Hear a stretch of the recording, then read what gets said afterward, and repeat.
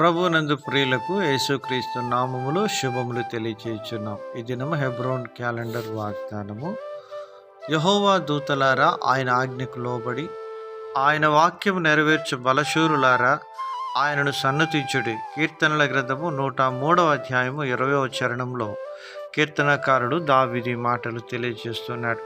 ప్రియమైనటువంటి దేవుని ప్రజలారా, దేవుని యొక్క సన్నిధిలో దేవదూతలు కోటాను కోట్ల మంది దేవుణ్ణి దివారాత్రములు, భూత భవిష్యత్ వర్తమాన కాలములలో పరిశుద్ధుడు పరిశుద్ధుడు పరిశుద్ధుడిని ప్రతిగానములు చేయుచు ఆయనను కొనియాడుతూ ఉన్నారు. ఆయన యొక్క ఆజ్ఞకు వారు శిరసావహించి లోబడేవారుగా ఉంటున్నారు. ఆయన వారిని దూతలుగాను, వాయువులుగాను, అగ్ని జ్వాలలుగాను చేస్తూ వచ్చినట్లుగా మనం చూడగలం. దేవుని యొక్క దూత అనగా రాయబారి, వార్తాహరుడు, మరి దేవునికి ప్రతినిధి అని చెప్పుకొనవచ్చును. ప్రియమైనటువంటి వారులారా, అనగా దేవుని చిత్తాన్ని సంపూర్ణంగా నెరవేర్చేటువంటి వారు, ఆయన యొక్క ఆజ్ఞను, ఆయన వాక్యమును నెరవేర్చేటువంటి వారు. గబ్రియేలు దూత మరియమ్మ దగ్గరికి వెళ్ళి మరి లోకరక్షకుని గురించి శుభవర్తమానం తెలియజేస్తూ వచ్చిన విధానాన్ని మనం చూడవచ్చు. అది దేవుని యొక్క చిత్తము.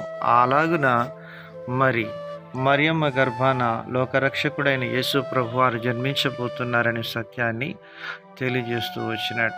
ఆయన యొక్క వాక్యమును వారు నెరవేరుస్తూ వచ్చినట్లుగా మనం చూడగలం.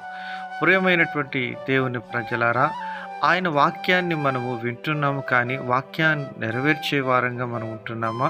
దేవుని యొక్క దూతలు ఆయన యొక్క చిత్తాన్ని నెరవేర్చడం ద్వారా దేవుని నామాన్ని ఘనపరిచేవారుగా ఉంటున్నారు. అనగా మన యొక్క ఆధ్యాత్మికమైనటువంటి జీవితంలో దేవుని చిత్తాన్ని నెరవేర్చడం, దేవుని నామానికి మహిమను తీసుకొని వచ్చే వారంగా ఉంటున్నాం. ఆదికాండము 16వ అధ్యాయం 7వ వచనంలో యెహోవా దూత అరణ్యములో హాగరును కలుసుకున్నప్పుడు హాగరుతో అంటున్నారు, షారాయి దాసువైన హాగరు, ఎక్కడి నుండి వచ్చితివి, ఎక్కడికి వెళ్ళుచున్నావని వారు అడుగుతూ వచ్చినారు.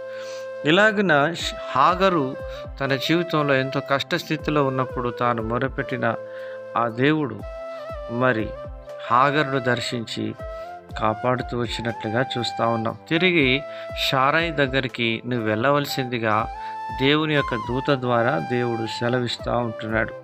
ఆ విధంగా మన యొక్క తప్పిపోయిన స్థితిని, మన యొక్క జారిపోయిన స్థితిని దేవుని యొక్క దూతలు మనకు తెలియజేసేవారుగా ఉంటున్నారు. ప్రియమైనటువంటి దేవుని ప్రజలారా, యెహోవా యందు భయభక్తులు గల వారి చుట్టూ ఆయన దూత కావలి ఉండి వారిని రక్షించును అని దేవుడు సెలవిస్తున్నాడు. మన యొక్క ఆత్మీయ జీవితంలో దేవుని యందు భయము, భక్తిని కలిగి మనం జీవించినప్పుడు దేవుని కాపుదల, సంరక్షణ, భద్రత, కాపుదల మనకు ఉంటుంది. అలాంటి జీవితాన్ని కలిగి మనము ప్రభు ద్వారా దీవించబడుదుము గాక.